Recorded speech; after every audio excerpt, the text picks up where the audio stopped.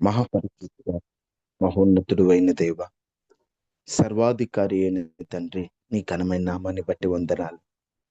వాక్యమును ధ్యానించుటకు మేము సిద్ధపడుచుండగా మాతో మీరు సూటిగా స్పష్టంగా మాట్లాడి మమ్మలను బలపరచమని, నీ వాక్కును మాకు అందించి మా ప్రాణములను ధైర్యపరచగలిగిన నీ మాటతో మీరు మాతో మాట్లాడి మమ్మలను బలపరిచి మీ నామానికి మహిమ, ఘనత, ప్రభావములు పొందమని యేసు శక్తి కలిగిన నామములో అడిగి వేడుకొని ఉన్నాము తండ్రి. Amen, amen, amen. దేవుని వాక్యంలోకి వెళ్ళబోయే ముందు ఈరోజు క్రొత్త విషయాన్ని మనం నేర్చుకుందాం. మీరు కీర్తనలు గ్రంథాన్ని ధ్యానిస్తున్నప్పుడు చాలా చోట్ల ఒక చిన్న పదం మీకు కనిపించుంటది. ఉదాహరణకి మీకు చూపించాలంటే కీర్తనలు గ్రంథము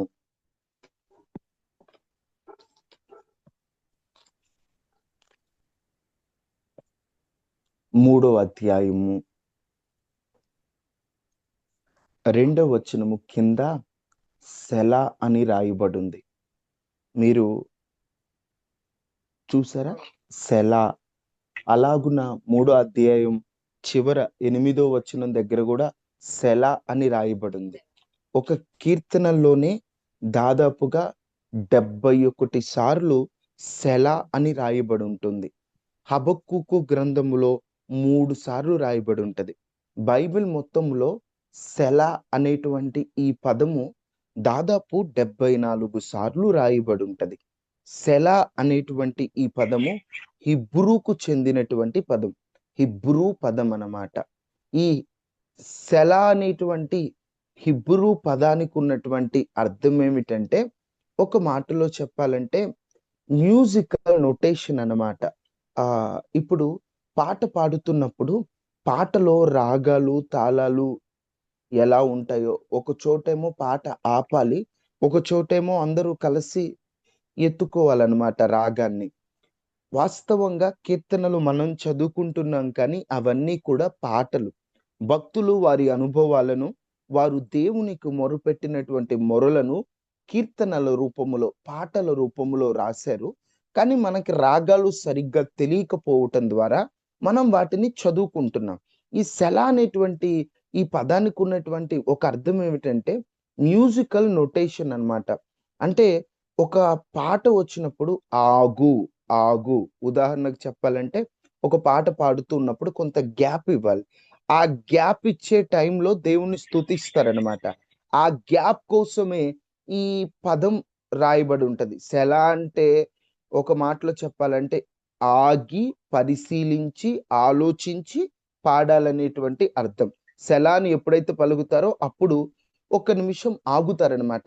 కొద్ది నిమిషాలు ఆగి మరలా కంటిన్యూ చేస్తారు. సెలా అంటే ఆగు. అది ఒక మ్యూజికల్ నొటేషన్. ఆగు, స్తుతించు అని అర్థం వస్తుంది. మీరు సెలా వచ్చినప్పుడల్లా కన్ఫ్యూజ్ అవద్దు. ఆనాటి కాలంలో పాట పాడేటప్పుడు ఆగి మరలా స్తుతించమని చెప్పారా? ఓకే, అందుకని ఇలా రాయబడి ఉందా అనేటువంటి అవగాహనకి మనందరం రావాలి. అది సెలా అనేటువంటి పదానికి ఉన్న అర్థం. ఆగి దేవుణ్ణి స్తుతించు అనేటువంటి అర్థం వచ్చేదే సెలా అనేటువంటి హిబ్రూ పదం అన్నమాట. ఓకే, ఈరోజు మిమ్మల్ని అడుగుతున్నటువంటి బైబిల్ ప్రశ్న,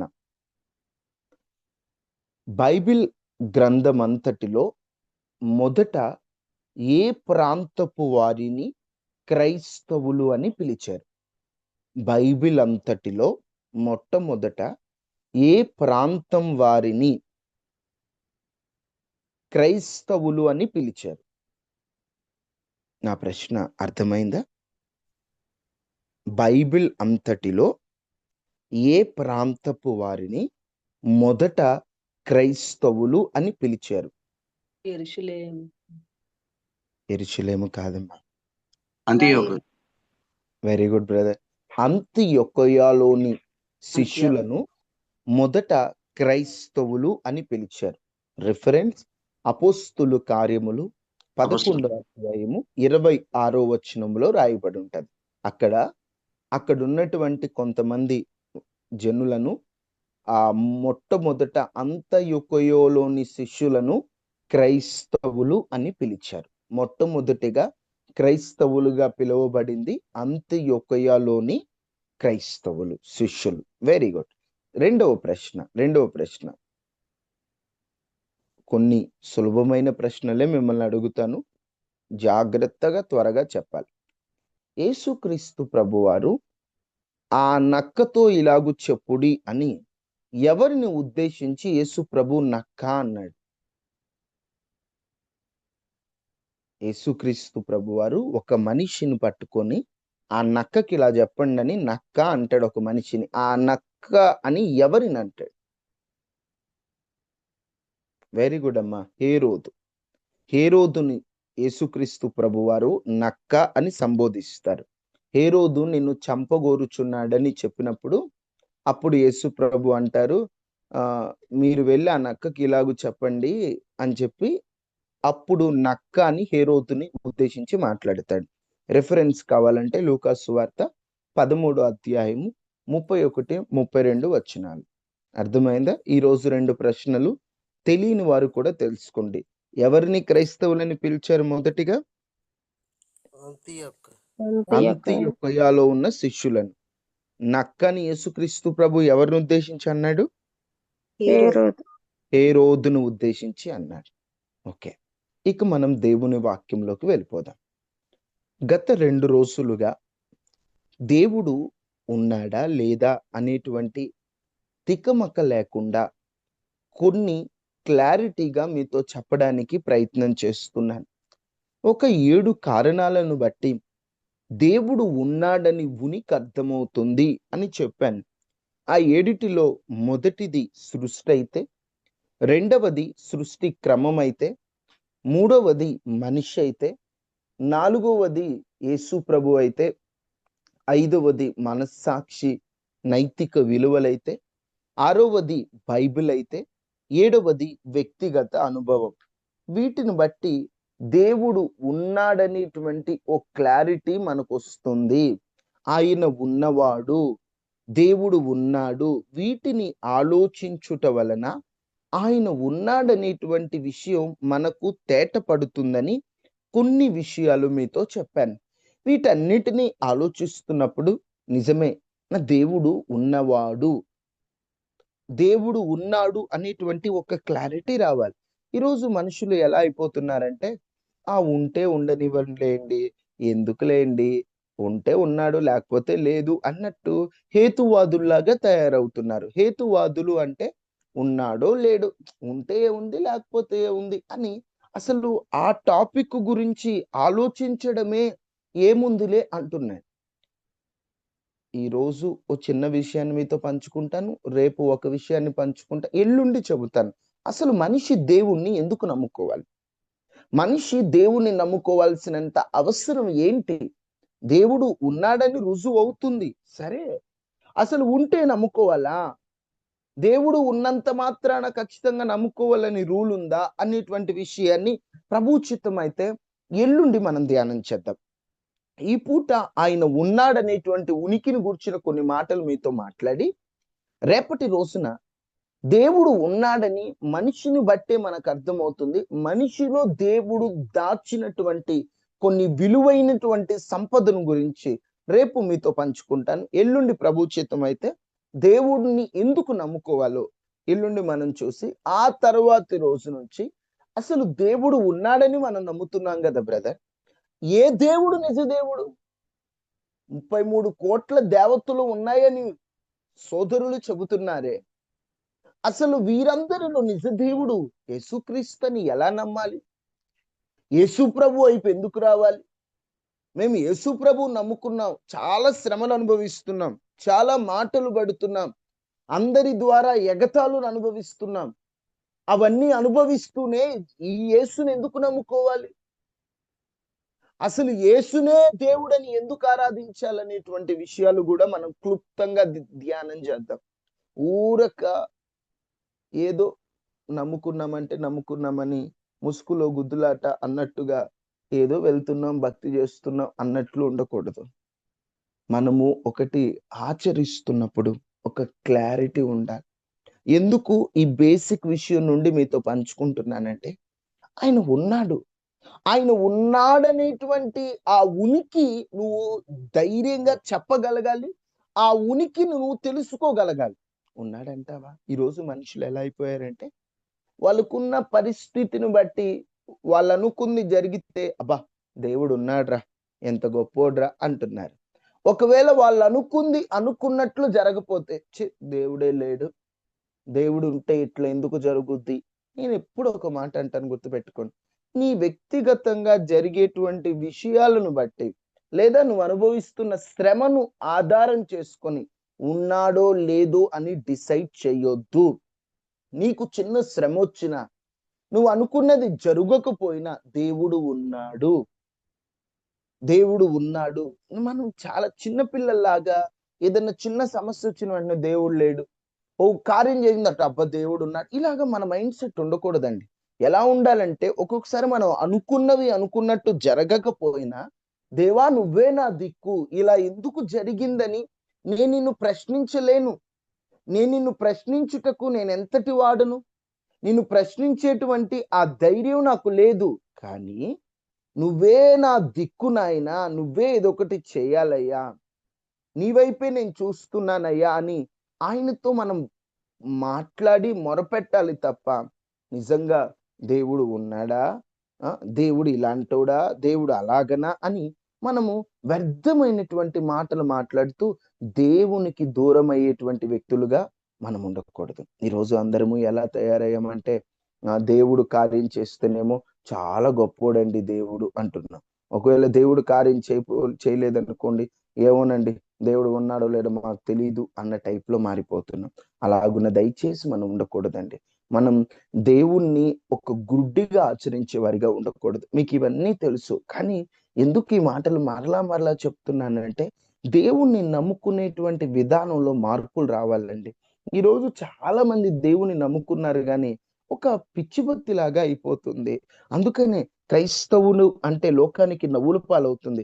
క్రైస్తవుడు అంటే ఎగతాళులు చేస్తున్నారు. క్రైస్తవుడు అంటే ఏముందిలే వీళ్ళు అన్నట్లుగా చూస్తున్నారు. మన భక్తిలో క్లారిటీ లేకపోవటం వల్లే, మనం ఏం చూస్తున్నామో మనం ఒక క్లారిటీగా ముందుకు వెళ్ళకపోవడం వల్లే అన్ని జనుల దగ్గర మనం అవమాన పాలవ్వాల్సి వస్తుంది. అందుకని దేవుణ్ణి నమ్ముకున్నప్పుడు ఒక క్లారిటీతో ముందుకెళ్ళండి. ఏదో అవసరం కోసం, ఏదో స్వార్థం కోసం, ఏదో నీ వ్యక్తిగత జీవితంలో ఉన్నటువంటి పరిస్థితులను బట్టి ఆ దేవుడు ఉన్నాడు లేడు అనేటువంటి ఆ స్థిరమైన మనసు లేకుండా అటు ఇటుగా మాట్లాడొద్దు. స్థిరమైన బుద్ధి కలిగి నువ్వు ముందుకెళ్ళాలి. స్థిరమైనటువంటి ఆలోచనతో నువ్వు ముందుకెళ్ళాలి. అటువంటి కృప దేవుడు మనందరికీ అనుగ్రహించునుగాక. ఆమేన్, ఆమేన్, ఆమేన్. కొద్ది మాటలు మీతో ఈరోజు పైన విషయాలు మీతో పంచుకొని నేను ముందుకెళ్ళిపోతాను. కొద్ది మాటలు ఈ ఈ దేవుడు ఉన్నాడు లేడు ఇలాంటి ఈ బాధలు మనకి కూడా కాదండి. ఆనాటి కాలంలో పౌలు గారు పరిచర్య చేస్తున్నప్పుడు కూడా ఇటువంటి బాధలు ఇటువంటివి ఎదుర్కొన్నాడు. ఒకసారి ఒక చిన్న సందర్భాన్ని మనం క్లారిటీగా చూద్దాం. ఆ సందర్భాన్ని ఆధారం చేసుకొని ఈ పూట కొన్ని మాటలు మీతో పంచుకుంటాను. అపోస్తుల కార్యములు 17వ అధ్యాయం. అపోస్తుల కార్యములు 17వ అధ్యాయం.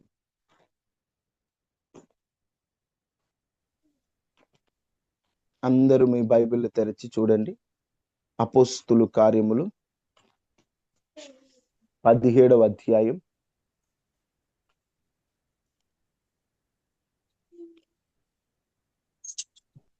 22వ వచనం. 23 చదవండి. 23 చదవండి. నేను సంచరించుచు నీ దేవతా ప్రతిమలను చూచుచుండగా బలిపీఠము నాకు కనబడెను. ఒక బలిపీఠము నాకు కనబడెను. దాని మీద తెలియబడని దేవునికి అని వ్రాయబడి ఉన్నది. కాబట్టి మీరు తెలియక దేవుని యందు భక్తి కలిగి ఉన్నారు. దానినే నేను మీకు ప్రచురపరుచుచున్నాను. జగత్తు పరిచర్యలో భాగంగా ఆయన ఒక ప్రాంతానికి వెళ్ళి అక్కడ ఉన్నటువంటి వారందరికీ కూడా దేవుని వార్తను ప్రకటిస్తూ ఉన్నాడు, యేసుక్రీస్తు ప్రభు గురించి. అక్కడ పౌలు గారి చుట్టూ కొన్ని రకాల మనుషులు ఉన్నారు. ఒక రకం ఏమిటంటే, అసలు దేవుడే లేడు, దేవుడు ఉంటే మాకు కనబడొచ్చు కదా అనేటువంటి జ్ఞానులు అక్కడ ఉన్నారు. మరికొందరు ఏంటంటే, నువ్వు చెప్పే దేవుడు కాదు, మా దేవుడే గొప్పోడు, మేము చెప్పేదే కరెక్టు, మా దేవుడే నిజమైన వాడని ఒక గుంపు ఉన్నారు. ఈయన ఏం చెబుతాడో ఈయనలో తప్పు వెతుకుదాం, ఈయనని వ్యతిరేకించాలి, ఈయనను తప్పు పట్టాలని, ఏం చెప్పినా తప్పు పట్టాలి అనేటువంటి ఉద్దేశంతో ఉన్నటువంటి వారు ఒక రకం ఉన్నారు. దేవుడు అనేటువంటి వాడు అన్నిటిలో ఉంటాడు, నీటిలో ఉంటాడు, గాలిలో ఉంటాడు, చెట్టులో ఉంటాడు, సమస్తములో దేవుడు ఉండేటువంటి వాడు అని నమ్మేవారు ఒక గుంపు. మొత్తం 4 రకాల గుంపులు ఉన్నాయి అక్కడ. ఒక గుంపేమో దేవుడు లేడు, ఒక గుంపేమో మా దేవుడే గొప్పోడు, ఒక గుంపేమో ఏది చెప్పినా వ్యతిరేకించాలని, ఓ గుంపేమో అన్నిటిలో దేవుడు. ఇలాగ 4 రకాల ప్రజలుంటే వారందరికీ సూట్ అయ్యేటట్లుగా, సెట్ అయ్యేటట్లుగా పౌలు గారు ఒక మాట చెబుతున్నారు. యేసు ప్రభువే నిజ దేవుడని వారితో ప్రకటిస్తున్నప్పుడు వీరందరూ కూడా పౌలు గారి మీదకు వచ్చి, ఏం మాట్లాడుతున్నావు నువ్వని పౌలు గారిని దూషించి తప్పుబట్టి ఆయనను వ్యతిరేకిస్తూ ఒక దగ్గరికి ఆయన్ని తీసుకొచ్చారు. అదే ఎథెన్సు పట్టణము. ఎథెన్సు పట్టణం అంటే అక్కడ చాలా మంది ధనికులు, గొప్పవారు ఉండేటువంటి పట్టణం. సోక్రటీసు, అరిస్టాటిల్, అలెగ్జాండర్ ఇలాంటి గొప్ప గొప్ప వారు అని పిలువబడిన వారు కూడా ఎథెన్సు పట్టణాన్ని ముఖ్య పట్టణంగా చేసుకుని అక్కడి నుంచి పరిపాలన ప్రారంభించారనమాట. అంత గొప్ప పేరున్న పట్టణం. ఆనాడే ఎథెన్సులో చాలా విలువైనవి దొరికేవట, చాలా గొప్ప గొప్ప వారు ఉండేవారు. ఇప్పుడు అమెరికాలో కాలిఫోర్నియా అనేటువంటి ఆ స్థలంలో ధనికులు ఉంటారు. అలాగున ఎథెన్సు అనేటువంటి ప్రాంతంలో చాలా మంది అలాగున ఉండేటువంటి వారు. వాళ్ళందరూ కూడా పౌలు గారిని పిలిచి, నువ్వేం మాట్లాడుతున్నావు అసలు, నువ్వేం చెబుతున్నావు అసలు, దేవుడు అనేటువంటి వాడే లేడని కొందరు అంటున్నారు. కొంతమంది అంటున్నారు, నువ్వేంటి ఏదో కొత్త బోధ చెబుతున్నావు, మాకు తెలుసు మేము ఎవరిని నమ్ముకోవాలో అంటుంటే, పౌలు గారు అంటారు, నేను ఈ ఊర్లోకి వస్తుంటే ఎక్కడ బట్టి నాకు విగ్రహాలు ఉన్నాయి, ఆ విగ్రహానికి పేరు ఉంటుందా అని చూస్తే మీరు ఆ బలిపీఠాల మీద తెలియబడని దేవుడు అని ఉంది. దేవుడు ఎవరో మాకు తెలియదు కానీ మేము ఆరాధిస్తున్నాం. మీరు ఆయన ఎవరో తెలుసుకోకుండా మీరు ఆరాధిస్తున్నారు, అందుకని మీకు అది చెబుతున్నాననేటువంటి ఆ విషయాన్ని పౌలు గారు మాట్లాడారు. ఈరోజు మన పరిస్థితి కూడా అలాగునే ఉండేమో. యేసు ప్రభువుని ఆరాధిస్తున్నా, ఆయన గూర్చిన ఉనికి తెలియక ఆరాధిస్తున్నాం. మేము తెలియబడని దేవుడు ఎవరో చెప్పారు యేసు ప్రభు గొప్పడని వచ్చి ఆరాధిస్తున్నాం. ఆయన గురించి తెలుసుకోకుండా ఈరోజు చాలా మంది యేసుక్రీస్తు ప్రభు గురించి తెలుసుకోవడానికి ఇష్టపడట్లా. ఏదో మా కార్యం మాకు జరిగిందా, మా అద్భుతం మాకు జరిగిందా, దేవుడు మాకు ఇవ్వాల్సింది మాకు ఇచ్చాడు చాలు, ఆయన గురించి మాకెందుకండి, ఆయన ఎడిపోతే మాకెందుకండి, మేము అనుకుంది జరిగితే చాలు, మేము ఇష్టపడింది కోరుకుంది జరిగితే చాలు. ఇలాంటి గుడ్డి భక్తిలో ఉండొద్దు. ఇలాంటి గుడ్డి భక్తిలో మనం ఉంటే మనకు తెలియబడని దేవుణ్ణి ఆరాధిస్తున్నామని చెప్పుకున్నటువంటి ఎథెన్సు పట్టణపు వారికి తేడా ఏముంది? ఇక ఆ సందర్భం అంతా ఒకసారి మనం చూస్తే అపోస్తుల కార్యములు 17వ అధ్యాయం 23 ఇందాక చదివాం. నేను సంచరించు మీ దేవత ప్రతిమలు చూచుచుండగా ఒక బలిపీఠం నాకు కనబడింది, దాని మీద తెలియబడని దేవునికి అని వ్రాయబడి ఉంది. కాబట్టి మీరు తెలియక దేని యందు భక్తి కలిగి ఉన్నారో దానినే మీకు ప్రచురపరచుచున్నాను. భక్తి అయితే ఉంది కానీ ఏం చేస్తున్నాం, ఎందుకు చేస్తున్నామని వాళ్ళకు తెలియట్లేదు. 24వ వచనంలో అంటాడు, జగత్తును అందని సమస్తమును నిర్మించిన దేవుడు తానే ఆకాశమునకు భూమికి ప్రభు అయినందున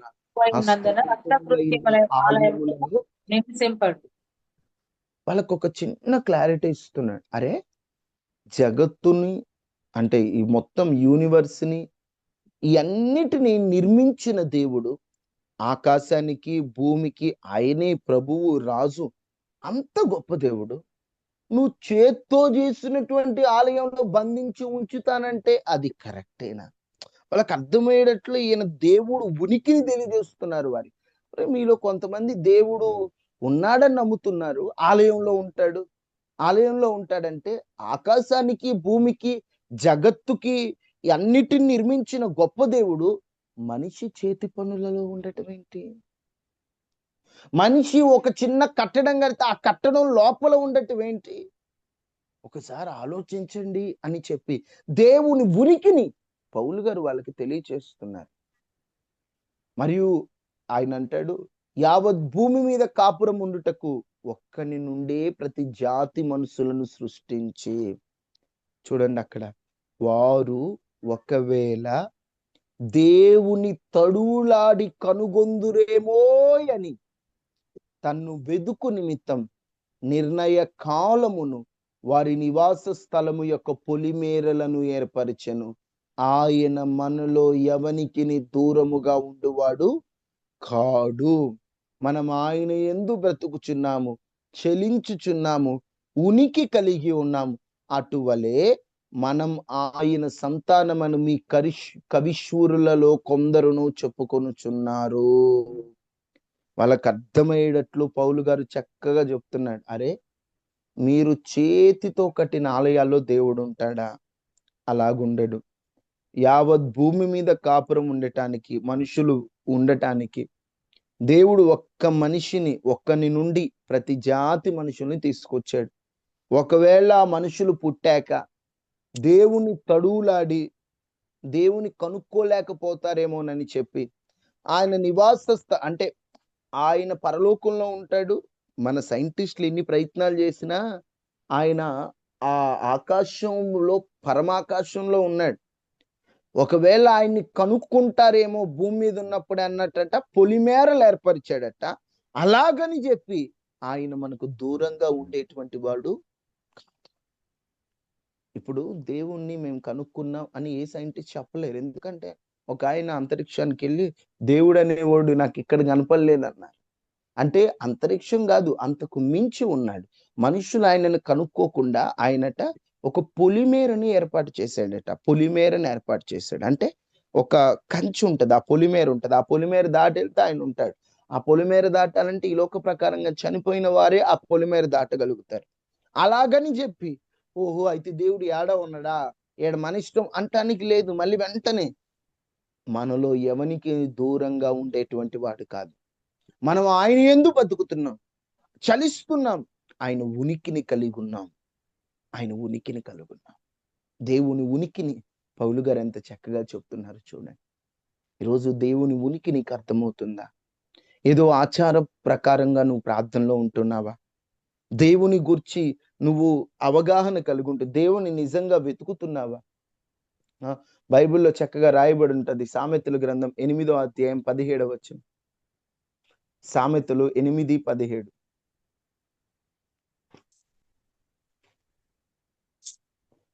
త్వరగా నన్ను ప్రేమించువారు నేను ప్రేమించుచున్నాను.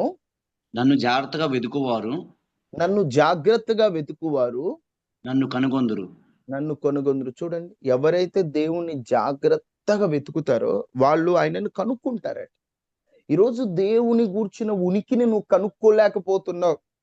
ఏమో బ్రదర్, నాకు ఏ అనుభవం లేదు. మీరు నిన్న చెప్పారు అనుభవం ద్వారా దేవుడు ఉన్నాడని మనం నిరూపించొచ్చాను. నాకైతే ఏ అనుభవం లేదంటే అసలు నువ్వు ఆయన గురించి జాగ్రత్తగా వెతకట్లేదు కదా. జాగ్రత్తగా వెతికితే, ఆయన తెలుసుకోవాలని తాపత్రయపడితే, హృదయపూర్వకంగా వెతికితే ఆయన నీకు దొరికేటువంటి దేవుడు. హృదయపూర్వకంగా వెతకగలిగినటువంటి మనసు ఉందా?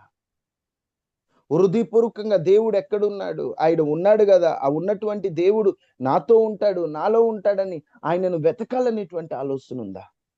ఈరోజు లేదంటే బైబిల్లో చక్కగా రాయబడి ఉంటది కదా. ఇర్మియా గ్రంథం 29:13 వచనం.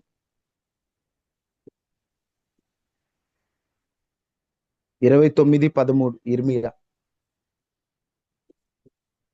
మీరు నన్ను మీరు వెతికిన నన్ను వెతికిన ఎడల పూర్ణ మనసుతో నన్ను గూర్చి విచారణ చేయునెడలా పూర్ణ మనస్సుతో మనస్ఫూర్తిగా నన్ను గూర్చి విచారణ చేయునెడలా విచారణ చేయునెడల మీరు నన్ను కనుగొందురు. మీరు నన్ను కనుగొందురు. దేవుని కనుక్కోవాలంటే నీవు హృదయపూర్వకంగా వెతకాలి. ఈరోజు వెతుకుతున్నామా? అయ్యా నీవు ఉన్నవాడో కదయ్యా, నువ్వు మాట్లాడే దేవుడు కదయ్యా, అయ్యా నిన్ను నేను తెలుసుకోవాలయ్యా, నీ అనుభవం నాకు కావాలయ్యా, నీ గురించినటువంటి అవగాహన నాకు కావాలని ఎప్పుడైనా ప్రార్థన చేశారా? కనీసం విచారణ చేస్తున్నారా? దేవుని గురించి ఎలా తెలుసుకోవాలి, దేవునితో ఎలా దగ్గర అవ్వాలి? ఈరోజు ఆ విచారణ అంటే ఎంక్వైరీ చేస్తున్నామా? సేవకులతో ఎప్పుడన్నా మాట్లాడుతున్నప్పుడు, ఆత్మీయులతో మాట్లాడుతున్నప్పుడు ఆత్మీయంగా ఎలా ఎదగాలి, దేవునికి ఎలా దగ్గర అవ్వాలి, దేవుని ఉనికిని ఇంకెంత బాగా మనం గమనించగలగాలనేటువంటి ఆలోచన ఉందా? ఈరోజు మనం ఎలా ఉంటున్నామంటే ఏదో భక్తి చేస్తున్నామంటే చేస్తున్నాం, వెళ్తున్నామంటే వెళ్తున్నాం. ఎందుకు ఈ విషయాన్ని ఈ పూట మీతో చెప్తున్నానంటే, నిన్న మొన్న చెప్పాను, దేవుడు ఉన్నాడు అనడానికి కొన్ని రుజువులు. ఎంతమంది ఆ రుజువులను గుర్తుపెట్టుకొని నిజమేనయ్యా నువ్వు ఉన్నవాడవయ్యా అని నమ్ముతున్నారు? ఏదో మీరు చెప్తున్నారా? ఉన్నాడండి, ఉన్నాడంటే ఉన్నాడు. నువ్వు ఇంకా క్లారిటీగా రావాలి. క్రైస్తవుడు ఒక ట్రాన్స్ లో లేడు. ట్రాన్స్ అంటే ఏంటంటే ఒక మాయ. చాలా మంది అంటారు యేసు ప్రభు దేవుడు కాదు, మీరందరూ పిచ్చిలో ఉన్నారు, మాయలో ఉన్నారు. ఈరోజు ఈ బ్యాచ్ తయారైపోతున్నారండి. ఈ బ్యాచ్ తయారయ్యి ఇల్లు తిరిగి యేసు ప్రభు దేవుడు కాదు, ఇదిగో అసలు దేవుడే లేడని కొంతమంది ఈయన దేవుడు కాదని కొంతమంది, వాళ్ళు ఎన్నో పిచ్చి పిచ్చి ప్రశ్నలు వేస్తుంటే ధైర్యంగా నిలబడి ఆయన ఉన్నవాడయ్యా, దేవుడు ఉన్నాడని నేను అనుభవిస్తున్నాను, ఇదిగో ఆయన ఉన్నవాడని నువ్వు నమ్మాలి. చదువులు పెరిగే కొద్దీ, జ్ఞానం పెరిగే కొద్దీ మనిషి దేవుడే లేడు అంటున్నాడు. దేవుడు ఉంటే కనబడ్డేంటి అంటున్నాడు. అరే బాబు, దేవుడు కనబడడానికి ఆయన ఆత్మస్వరూపి అయ్యా, ఆయన కంటికి కనబడలేడు. ఒకవేళ కంటికి కనబడాలని ఆయన అనుకుంటే కనిపిస్తాడయ్యా. బైబిల్లో కొన్ని మాటలు ఉంటాయి, హృదయ శుద్ధి గలవారు ఆయనను చూస్తారని ఉంది. ఇంక ఇలా చెప్పాలంటే చాలా విషయాలు ఉన్నాయి. ఈ విషయాలను బట్టి ఆయన చూడొచ్చయ్యా, నువ్వు మనస్ఫూర్తిగా ప్రార్థన చేసుకుంటే నీకు కనిపిస్తాడేమో అని చెప్పిన దేవుడు లేడు. అసలు దేవుని గూర్చినటువంటి ఆలోచన చేయడానికి కొంతమందికి టైం లేదు. మరి కొంతమందికి ఏవేవో పిచ్చి పిచ్చి ప్రశ్నలన్నీ మదిలో పెట్టుకొని దేవుని ఉనికిని అనుభవించలేకపోతుంటారు. దేవుని ఉనికిని, దేవునిలో ఎంజాయ్ చేయలేకపోతుంటారు. నిజమేనా? దేవుడు కార్యాలు చేస్తాడా? ఎవరైనా సాక్ష్యం చెప్పారనుకోండి, నిజంగా దేవుడు చేశాడా? ఏమోలే, నిజమేనా అని. అంటే మనుషులు మనసు ఎలా ఉంటుందంటే ఒక కన్ఫ్యూజన్ స్టేజ్ లో ఉంటారు. నేనంటాను, నీకు సమస్యలు ఉన్నాయనో, నీ కార్యాలు తీరట్లేదనో, లేకపోతే భూమి మీద ఏదో నష్టం జరిగిపోతుందనో దేవుడు లేడు అని అనుకోవద్దు. ఇది కృపాకాలం. దేవుడు ఎంత కృపను చూపిస్తున్నాడో, కొన్ని విషయాల్లో దేవుడు సైలెంట్ గా ఉన్నాడు. ప్రస్తుతం ఆయన సైలెంట్ గా ఉన్నాడు. ఆయన ఉగ్రుడయ్యే రోజు రాబోతుంది. ఆ ఉగ్రుడైనప్పుడు ఆయన మధ్యాకాశంలోకి వచ్చి బూర ఊదినప్పుడు ఎవరైతే ఆయనను నమ్మి ఆయన నామములో బాప్తిసం పొంది ఆయన రక్తము చేత కడగబడి ఉంటారో వారు మాత్రం ఎత్తబడతారు, మిగతా వారందరూ విడవబడతారు. ఆ కాలం సమీపమైంది. ఆ కాలం సమీపమైనప్పుడు దేవుడు పట్టనట్లు, అంటే ఒక మాటలో చెప్పాలంటే దేవుడు అందరిని పట్టించుకుంటాడు. కానీ కొన్ని అన్యాయాలు జరుగుతున్నా, కొన్ని అఘాయిత్యాలు జరుగుతున్నా దేవుడు అలాగన సైలెంట్గా ఉన్నాడు. ఎందుకంటే ప్రకటన అందులో ఒక మాట రాయబడి ఉంటది, టైం లేదు, నీతిమంతుడుగానే ఉండను, అన్యాయం జరిగించేవాడిని అన్యాయం జరగను ఆగాగు. దేవుడు అంటాడు ఆగాగా. ఇప్పుడు ఒక దొంగోడు ఉన్నాడు, వాడు బాగా ఎక్కువ చేస్తున్నాడు, వాడికి తర్వాత రోజు ఉరిశిక్ష అనుకుందాం. ఆ రోజు ఎక్కువ చేస్తుంటే ఏం చేస్తారు పోలీసులు? అరే వీడు బాగా ఎక్కువ చేస్తున్నాడు, ఈయన ఏదో ఒకటి చేసేయాలరా అనుకోరు. ఏమంటారు చుట్టుపక్కల ఒకవేళ తోటి పోలీసులతో, ఒక్క రోజు ఆగితే రేపటి రోజున వీడికి ఉరుంది, ఈ ఒక్కరోజు ఈయన్ని ఓపి పడితే రేపటి రోజున వీడు ఉరి తీయబడతాడంట. అంటే వాడికి శిక్ష ఉందని తెలిస్తే వాడిని ప్రస్తుతం శిక్షించరు. ఇప్పుడు ఇంత అన్యాయం జరుగుతున్నా, ఇంత అక్రమం జరుగుతున్నా దేవుడు ఎందుకు సైలెంట్ గా ఉన్నాడు? దేవుడు ఏం మాట్లాడేందుకు? దేవుడు ఏం పట్టించుకోడేందుకు అని కొంతమంది అనుకుంటారు. నేనేమంటున్నానంటే దేవుడు ఉన్నాడు, ఆయన రాక సమీపంగా ఉంది. అన్యాయం చేసేవాడికైనా, అక్రమం చేసేవాడికైనా, దారి తప్పి తిరిగేవాడికైనా, సాతానుకైనా, వీళ్ళందరికి ఆల్రెడీ అక్కడ సిద్ధపరచబడింది. అగ్ని ఆరదు, పురుగు జావదు. ఆ పాతాళానికి వారు సిద్ధంగా ఉన్నారు. వాళ్ళందరూ రెడీ అవుతున్నారు. దేవుడు అందుకని సైలెంట్గా ఉన్నాడు. ఇక్కడ ఈ రోజుల్లో భూమి మీద ఎక్స్ట్రాలు చేసి ఇష్టానుసారంగా ప్రవర్తించి నాకేంట్రాని తొడగొట్టి మేసం తిప్పి నాకంటే గొప్పోడు లేడు, అదేంటి ఇదేంటి వాడు వీడని నోటికొచ్చినట్టు దూషిస్తూ ద్వేషిస్తూ మాట్లాడుతున్నారా? ఆకండి. ఇప్పుడు వాళ్ళని చూస్తుంటే మనకు అనిపిస్తుంది వాస్తవంగా, ఏంటి దేవా ఎందుకు వీళ్ళకిట్ట, వీళ్ళని దేవుని కొట్టవేంది, వీళ్ళకి ఇంత బుద్ధి చెప్పవేంది అనుకుంటాం. మనం బుద్ధి చెబుతాడు. ఎలా చెబుతాడో తెలుసా? ఒక్కరోజు కాదు, యుగ యుగాలు నరకంలో అల్లాడతారు వాళ్ళు. అందుకని మానవ జీవితంలో కొన్ని పరిస్థితులను ఆధారం చేసుకొని లేడు అని సర్టిఫికెట్ ఇవ్వద్దు. నీ కంటికి కనబడట్లేదు, లేకపోతే ఏదో జరగలేదు, ఆయన ఉన్నవాడు, ఆయన ఉన్నాడు. నువ్వు జాగ్రత్తగా ఆయన వెతికితే నువ్వు కనుక్కుంటావు. విచారణ చేస్తే ఆయన నువ్వు తెలుసుకోగలుగుతావు. నన్ను జాగ్రత్తగా వెతుకువారు కనుక్కుందురు అని ఉంది.